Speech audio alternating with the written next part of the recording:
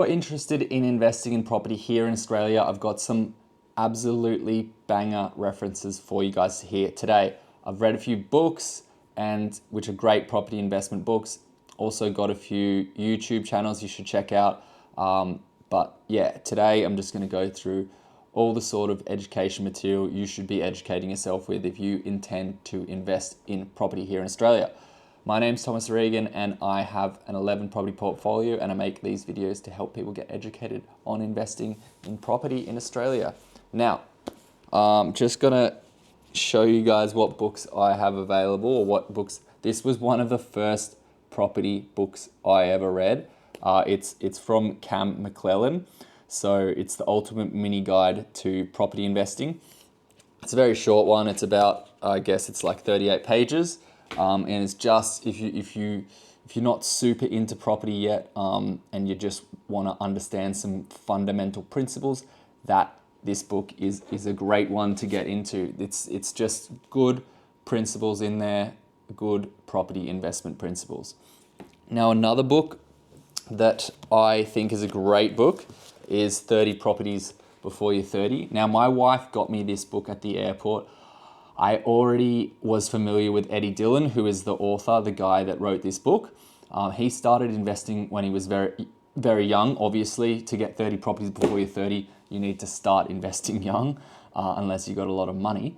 And the guy did not have a lot of money. I'll tell you that much. I think he worked 3 or 4 jobs or a lot of jobs to save up his first deposit. And those were sort of like minimum wage jobs. So he did not have a silver spoon in his mouth to get where he is, or get to where he was at 30, which is 30 properties.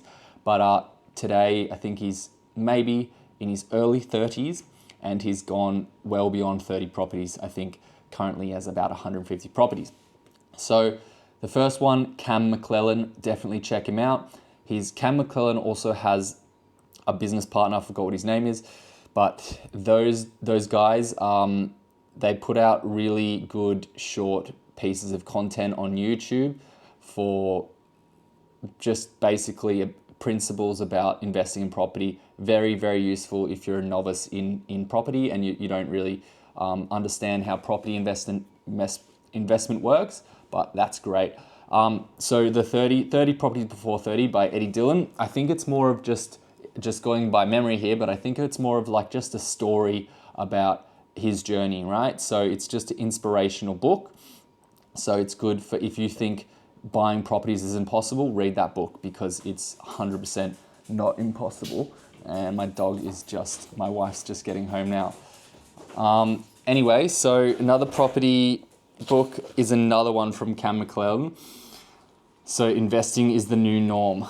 And his business partner is Matthew Lewis. I don't know how I forgot his name, but they have absolutely killed it. Like back in their day when they were investing, they were on the Matthew Lewison, Cam McClellan's partner, invested in so many properties. I think he's on Australian Rich List for growing a personal property portfolio of over 50 million or something. But another book, I haven't got it here, would be Rethink Investing by Scott O'Neill.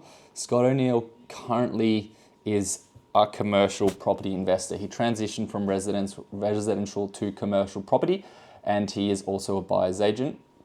The thing about all these investors that have these books is they're actually buyer's agents. And if you want a good buyer's agent, like key tip, get a buyer's agent that actually has a decent portfolio. Get a buyer's, if you're going to go with a buyer's agent that doesn't have a property portfolio or hasn't achieved what you want to achieve, like please don't. Like please just don't, because there's so much you need to understand and there's so much shit you have to go through to become a successful property investor.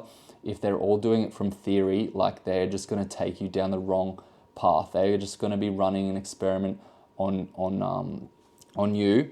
You just don't want that. You want someone to take you down the path that they've walked so many times to succeed. Now, another one is Cashed Up by Helen Tarrant.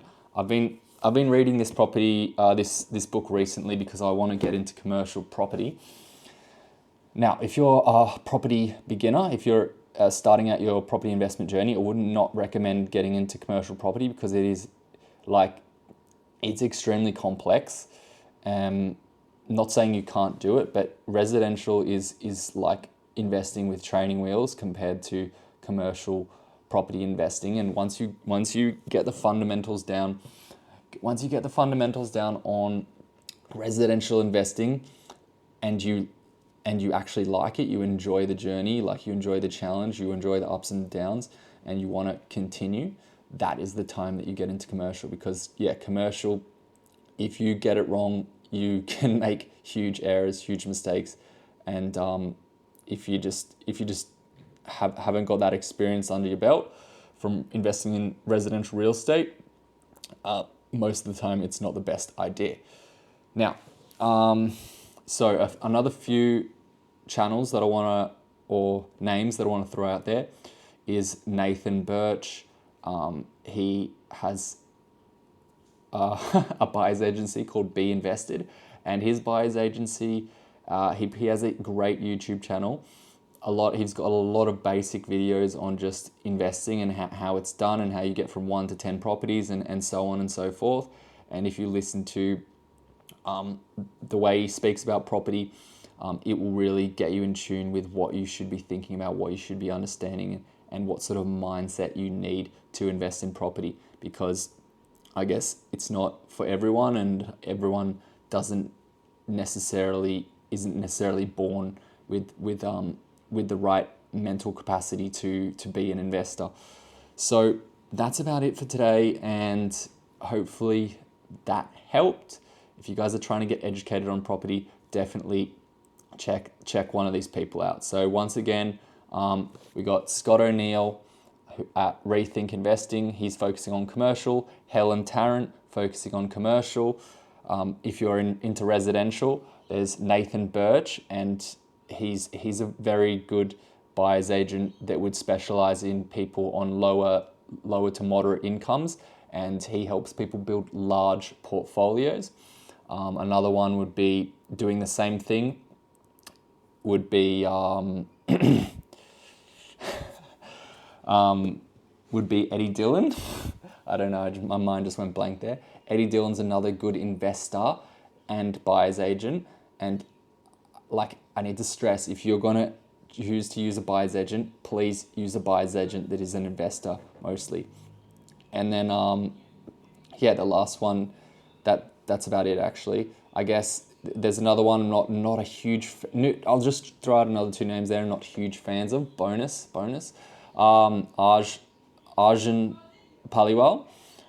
He is a very data-driven investor, but I don't think he doesn't invest like an investor, in my opinion. He invests like a mum and dad investor. So it's very emotional driven investing style, which I don't like, because I think if you're going to be a professional investor, you should use professional investing principles, and just throw the emotions away. Don't worry about emotions, because that is not going to help you be a good investor. There is no way being emotional is going to make you succeed as an investor.